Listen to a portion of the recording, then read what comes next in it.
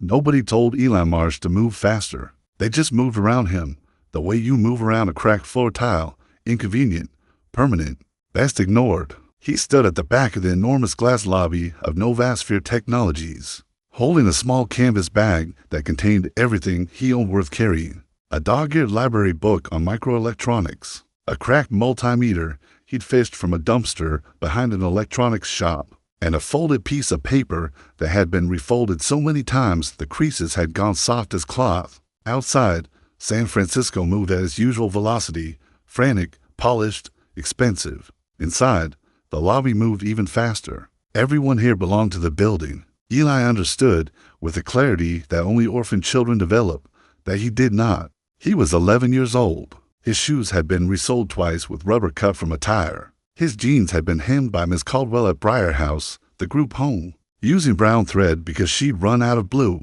His jacket was to sizes large, a donation bag special. The name Derek written in faded marker on the inside collar. He was not Derek, but the jacket kept the wind out, so Eli wore it and did not mind the name. The school trip had been organized by Westbridge Academy, the fancy private school that partnered once a year with the local public school, where Eli studied, a charity initiative. The administration called it Bridging Communities Through Innovation. Eli hadn't known what that meant until the permission slip came home. Novasphere, the most famous robotics company in the world. The company that had built Aria, the AI assistant used by over 400 million people. The company whose founder, Marcus Webb, appeared on magazine covers with the casual confidence of a man who expected to be photographed. Eli had folded that permission slip and slept with it under his pillow for 3 nights. Before returning it, the trouble began in the elevator. The Westbridge kids, loud, coordinated in their matching navy polo shirts, piled at first. Their teacher, a long-necked woman named Miss Perrault, counted heads with a silver pen and then looked at Eli, who had arrived at the lobby from the other school, and said, very pleasantly, as though she were commenting on weather, "I'm not sure you're meant to be in this group." She did not ask his name. She looked at the jacket, at the Derek collar tag that had crept out from under his chin, and something in her face arranged itself into a decision. "Are you from Whitmore Public?" "Yes, ma'am," Eli said. "The Whitmore group tours on the 2nd floor. This elevator goes to the innovation labs on 7. Those labs are for the advanced demonstration." She smiled without warmth. "You'd probably find the 2nd floor more your speed." A Westbridge boy named Carter, big for his age, voice already practicing for boardrooms, snorted quietly. A girl beside him covered her smile with her hand. The elevator doors began to close. Eli watched them close. He watched the numbers climb. 3, 4, 5, 6, 7. He stood alone in the lobby, his canvas bag on one shoulder, the folded permission slip in his pocket, grunting. Him full access to a floor he had just been turned away from, without anyone checking a single document. He took the stairs. Floor 7 was everything Eli had ever imagined and nothing he had been prepared for. The innovation lab was vast and cathedral bright, all tempered glass and brushed steel. The kind of space that made you feel your own smallness not as an insult, but as a fact. Along one wall ran a continuous display of circuit diagrams. Along another, robotic arms moved in synchronized arcs, painting test surfaces with millimeter precision. In the center of the room, on a raised demonstration platform surrounded by chrome railings, stood the main attraction, Aria-7. Aria-7 was Novasphere's flagship demonstration robot, not the consumer model, but the engineering showpiece. 6 feet tall, humanoid in proportion, but clearly mechanical. Its chassis a polished white composite interrupted by panels of amber-lit circuitry. It moved, when it moved, with unsettling grace. Today it was not moving. Today it stood still on the platform with the limp quality of a thing powered down, and around it, inexpensive suits and Novasphere lanyards, stood 8 engineers who were very quietly panicking. Miss Perrault shepherded her Navy polo students to a safe viewing distance and gave a tour-approved speech about the company's founding principles. The Novasphere guide, a young woman named Priya, whose smile had started to strain around the edges, kept glancing toward the platform. Eli slipped in at the back of the group, unannounced, unremarked upon. This was another skill orphan children develop, how to enter a room, so that the room does not notice. The demonstration was supposed to begin at 2 o'clock. By the 15, it had not. Marcus Webb, the Marcus Webb, CEO of Novasphere, worth $11 billion on paper and more than that in his own estimation, stood to the side of the platform, with his arms crossed and his expression doing something that his PR team had spent years trying to discourage. He was a tall man, 52, silver at his temples, wearing a suit that cost more than Miss Caldwell's monthly salary at Briar House. Around him, engineers conferred in urgent whispers. The problem, Eli gathered from listening, and he was very good at listening, was the haptic feedback module. In RE7's left sensor array, the robot had suffered a power interruption during final prep. Something in the cascade had scrambled the handshake between the haptic processor and the main logic board. RE7 was alive, but disconnected from her own hands. She could receive commands. She could not execute them with the touch sensitivity her programming required. For a demonstration meant to showcase Novasphere's breakthrough in robotic emotional response technology, RE7's ability to modulate her grip strength based on the fragility of what she held. This was, as one engineer muttered, a complete show-destroying disaster. Webb's voice, low and controlled. I have 30 journalists in the building and a keynote in 40 minutes. Tell me you can fix this, sir. The diagnostic is running. It's the HAP9 module. We've never seen this failure mode before. If we had the schematics for the new firmware, you wrote the firmware. The subcontractor wrote the firmware, sir. We don't have the full source documentation on site. We need to call them. It's to a .m in Seoul. Webb went very still. In the audience, Carter whispered something to the girl beside him, and they both laughed. And Ms. Perrault shushed them with less conviction than she might have, because she too was watching the platform with the undisguised interest of someone who knows they are witnessing something that will make a good story later. Nobody was watching Eli, so nobody saw his eyes.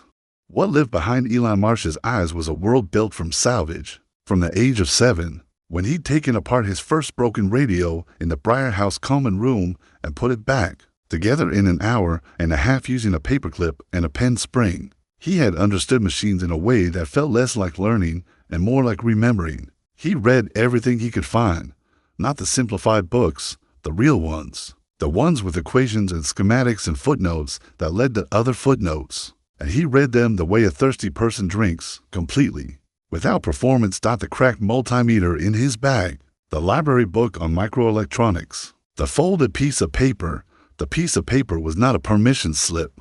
It had never been a permission slip. It was a schematic, hand-drawn, annotated in his own tight, careful script of a haptic feedback array that he had reverse-engineered from a broken ARIA-5 unit he'd found listed as e-waste on a community electronics recycling post 6 months ago.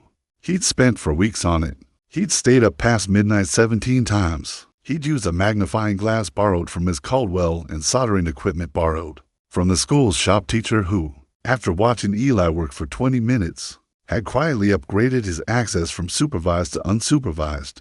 ARIA-5 used the same HAP series haptic module as ARIA-7, different generation, same architecture, same handshake protocol. The failure mode Eli was hearing described, scrambled handshake after power interruption, was something he had accidentally caused himself twice while learning the system. He had fixed it both times. The second time, he had fixed it in 11 minutes.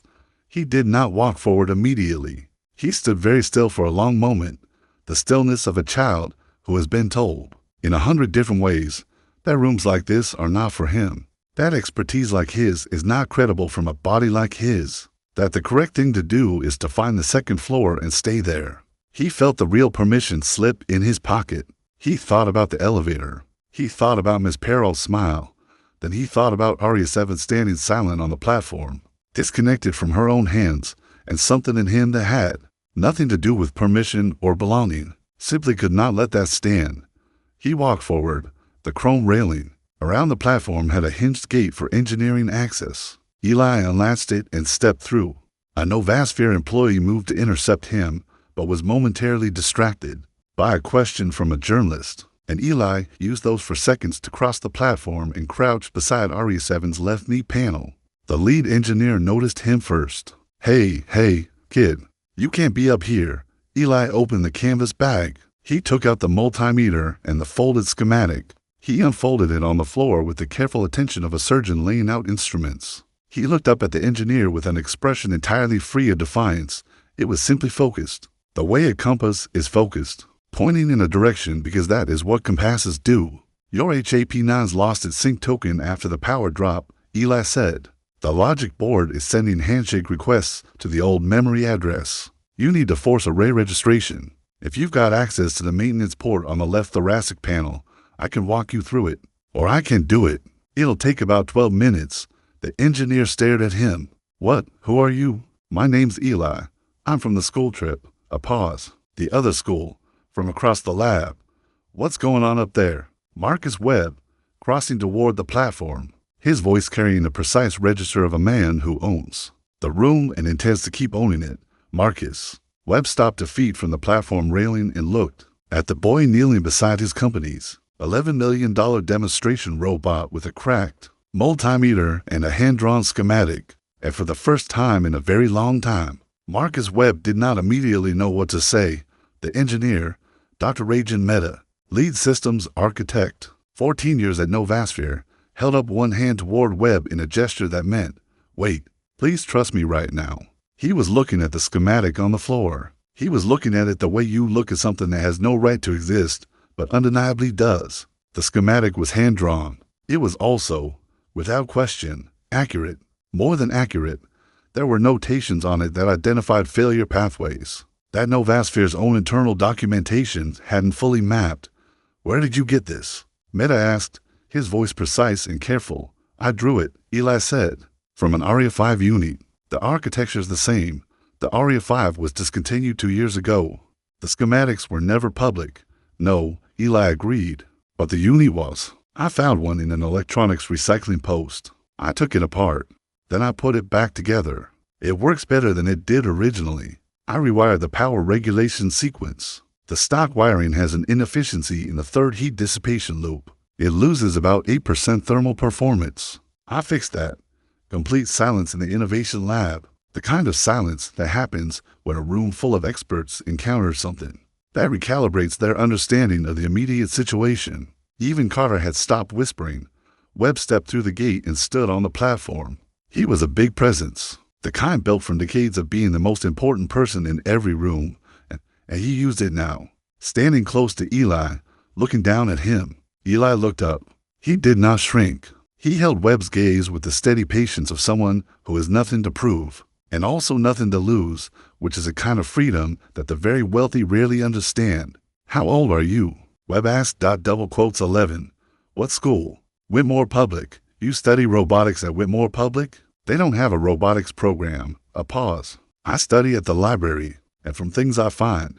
Webb looked at the canvas bag, the cracked multimeter, the rubber-soled shoes, the jacket with the wrong name on the collar. He looked at the schematic again, at the handwriting, dense and careful and exact. He looked at Mehta, who gave him a small, precise nod that meant, the kid knows what he's talking about, and here is where the twist arrived. Not like a hammer, but like a key turning, quiet, inevitable, unlocking something that had always been there. Marcus Webb had started Novasphere in a garage. This was in his official biography, his TED Talks, his magazine profiles. What was not in his official biography was the specific garage, the one behind the group home in Oakland, where he had spent 3 years. As a teenager after his parents were killed in a freeway accident, the home had been called Millbrook House. He had left it at 17 with a borrowed soldering iron, a notebook full of circuit diagrams he'd drawn himself, and a scholarship to Berkeley that a teacher had fought for on his behalf, because nobody else was going to. He had told almost no one this. It was the one piece of his origin story he had never learned to say out loud, without his voice doing something he didn't want it to do. He looked at the boy on the floor of his innovation lab, the borrowed jacket, the exact same kind of notebook careful schematic, the same eyes that see machines as puzzles that deserve to be solved, and Marcus Webb, CEO, $11 billion, felt the room change around him in a way that had nothing to do with money or power or the 40 journalists waiting downstairs. Can you fix it? He asked. Quietly, the billion-dollar CEO asking an 11-year-old orphan in a borrowed jacket. Quietly. Eli looked at RE7. Yes, he said. Can I use your maintenance port? What followed was 11 minutes and 40 seconds of concentrated, focused work. Eli moved with the deliberate economy of someone who cannot afford wasted motion. not as a performance, but because this was simply how he worked, how he had always worked. In the Briar House common room late at night, when everyone else was asleep, he connected the multimeter. He ran a diagnostic sequence he had memorized from his own reverse engineering notes. He identified the address mismatch in the handshake protocol. He accessed the maintenance terminal. Dr. Mehta provided his credentials without being asked twice and navigated to the HAP9 Ray registration function with the ease of someone who had done this before. He had done it before, twice. He did it a third time now, in the innovation lab of Novasphere Technologies, with Marcus Webb standing 4 feet away and 31 people watching in complete silence. Aria 7 moved, her left hand lifted, fingers extending slowly, the amber circuitry along her forearm cycling from standby orange to active gold. She turned her head, that unsettling human grace of a machine built to mirror humanity, and her sensor rays aligned. The maintenance terminal showed green across all haptic feedback channels. All of them. Clean sync. Full registration. 0 error flags. Dr. Mehta exhaled through his nose and said something in Hindi that was clearly a prayer of relief. For a moment, nobody spoke. Then the Novasphere engineers started clapping. Not polite applause, real applause, the kind that comes from stress released all at once. One of them laughed, a short, surprised sound. Priya, the guide, put her hands over her mouth. The journalists, who had filtered in at the back of the room, were already photographing everything, with the focused hunger of people who have recognized that the story they are about to write is not the one they came here for. Ms. Pearl stood with her silver pen motionless in her hand and her expression doing something complicated. Carter, the Westbridge boy, was not laughing. He was looking at Eli Marsh with the particular attention that children pay to someone who has just recategorized themselves in the social order of a room, the recalculation happening visibly behind his eyes. Eli stood up.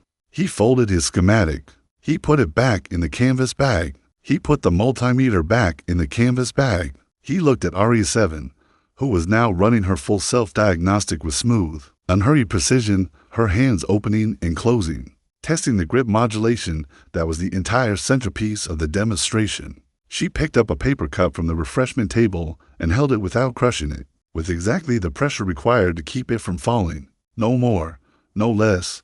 This was the future Novasphere was trying to demonstrate. A machine that understood the weight and fragility of things. The machine that had been silent was speaking again. Eli zipped his canvas bag closed. Webb had not moved. He stood on the platform looking at Eli the way you look at a mirror that shows you something true. He was thinking about Millbrook House. He was thinking about a borrowed soldering iron and a notebook full of hand-drawn circuit diagrams and a teacher who had refused to let the system be the final word on a boy who deserved more than the system was offering. What's in your library book? Webb asked.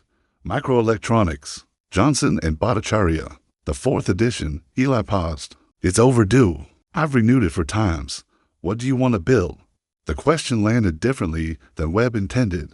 He had meant it as natural, reflexive kindness. The brief illumination of a powerful person momentarily moved. But Eli had been asked, in his 11 years, by almost no one, what he wanted to build. He had been told what he was likely to become. He had been assessed, categorized, statistically projected. He had been processed through systems designed to help him survive, not thrive. Nobody, not once, had asked him the particular question of what he wanted to build. Eli looked up at Webb. He considered the question with the full seriousness it deserved. Prosthetics, he said. Affordable ones. The haptic feedback in commercial prosthetics is either too expensive or too basic. The pressure sensitivity in ARIAS haptic system, the architecture I studied, it could be adapted, scaled down, remanufactured with cheaper components without losing the core sensitivity. I've been working out the math. He touched the canvas bag. It's in here, mostly. The room was silent again. A different quality of silence this time. Not shock, but attention. Concentrated, genuine, leaning forward attention. Dr. Mehta said slowly, you're describing a problem we've had a grant committee working on for 18 months. I know, Eli said. I read the grant proposal. It was in a trade journal at the library. Your approach to the sensitivity calibration is inefficient. You're overcomplicating the pressure gradient algorithm. You don't need more computing power. You need a better mechanical solution upstream. He looked at Mehta calmly. The answer's simpler than you're making it. Meta stared at him for a long moment.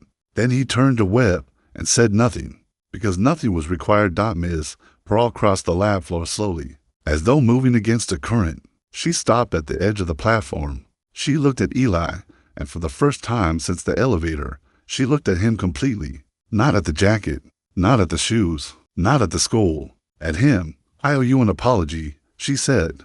Her voice was careful, and she meant it. She was not an unkind person. She was a person who had arranged the world into categories without ever examining the categories. And now a child was standing in front of her demonstrating, with great precision, exactly what that cost. Eli looked at her. He was not angry. Anger requires a kind of sustained investment that he had learned early to redirect toward more useful purposes. He was simply clear-eyed, and in that clarity he was, for a moment, much older than 11.